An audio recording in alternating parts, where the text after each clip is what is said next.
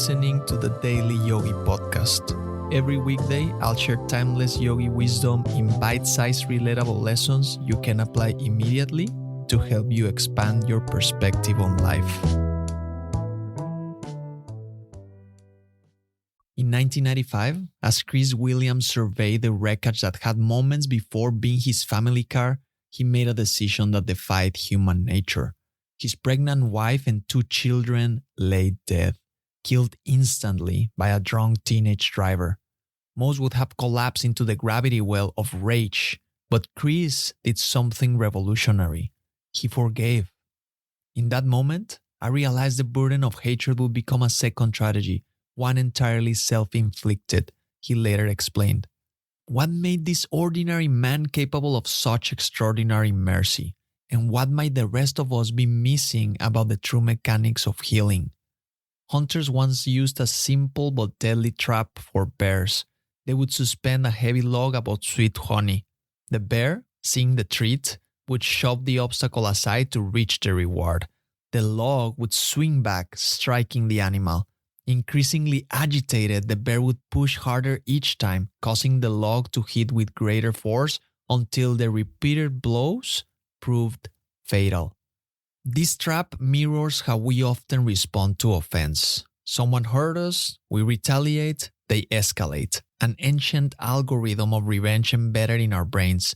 The bear has no choice but to follow its programming. We do. Beyond legitimate self-defense, we have better options. Respond with kindness toward evil, advised Tolstoy, and you destroy the pleasure derived from evil. In other words, refuse the expected response and disrupt the circuit powering aggression. Revenge offers only fleeting satisfaction before leaving you emptier than before. Resentment becomes a poison you drink yourself, hoping your enemy will die.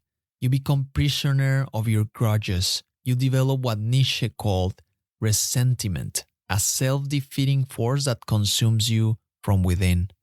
Our minds are shaped by what we repeatedly dwell upon.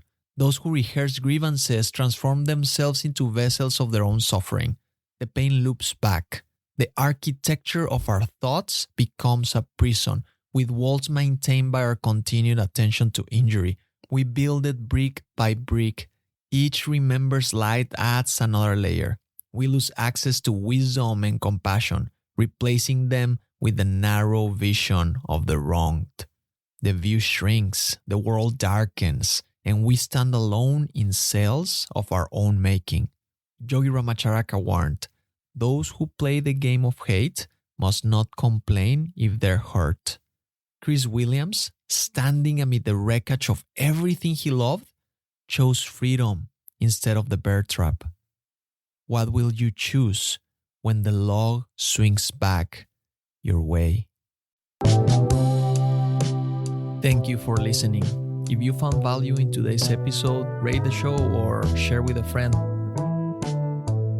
And remember, take this reflection into the silence, and I'll see you next time.